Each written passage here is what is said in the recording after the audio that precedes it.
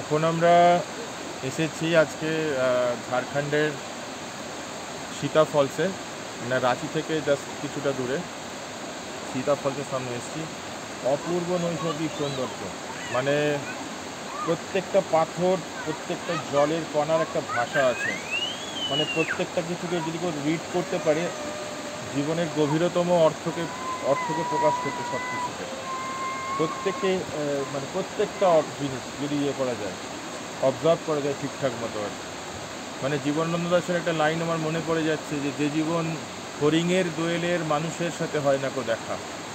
মানে যেখানে বোধহয় মানুষ নেই, এই এত কোলাহল মুক্ত কলকাতা থেকে এতটা দূরে, এইখানেই বোধহয় একটা ঈশ্বর বিরাজ করছে, ঈশ্বরীয় একটা ভাষা ফুটে উঠছে। বা রবীন্দ্রনাথের একটা লাইন মনে পড়ে যাচ্ছে, যে ঝর্ণা যেমন বাহিরে বাহিরে যায়, জানে না সে কাহারে চায়, তেমনি করে ধেয়ে এলেম জীবন ধারাবে, সে তো আজকে নয়, সে তো আজকে নয়।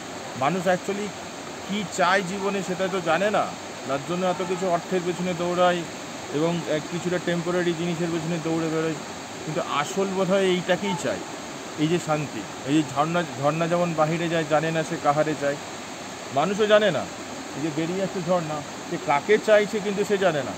মানুষের জীবনের কিন্তু এই যে জীবনের ফ্লো বইছে, জীবন কি চাইছে, এটা কিন্তু জীবনের একটা ফ্লো, কিন্তু যে জীবন কি চাইছে, হ্যাঁ, সেটা কিন্তু বহু মানুষই জানে না।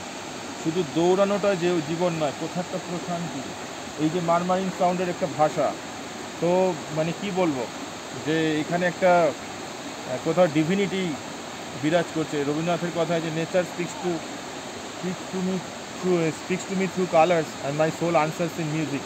এই যে বোধহয় আনসার, বোধহয় এটা একটা আত্মার ভাষা, এটা একটা আত্মার গান। এই যে ঝর্ণার যে গান, সেটা একটা আত্মিক ভাষা, আমার তো সেটাই মনে হয়েছে। এবং বারবার মনে পড়ে যাচ্ছে ওয়ার্ডসওয়ার্থকে আর কি, যে একটাই কথা বলবো ওয়ার্ডসওয়ার্থের লাইনটা, যে nature never does betray the heart that loves her.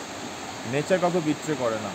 অপূর্ব নৈসর্গিক দৃশ্য, এটা অন্যরকম রিফ্রেশমেন্ট, এবং ভাষায় প্রকাশ করা যাবে না, কিছুটা অনির্বচনীয়, অনির্বচনীয়। এটা অনুভব করতে হয়, প্রত্যেকটা কণা, প্রত্যেকটা জলকণা, প্রত্যেকটা যে শব্দ, প্রতিটা কিছু অর্থ বহন করছে, কথা বলছে, এটাকে ফিল করা প্রয়োজন।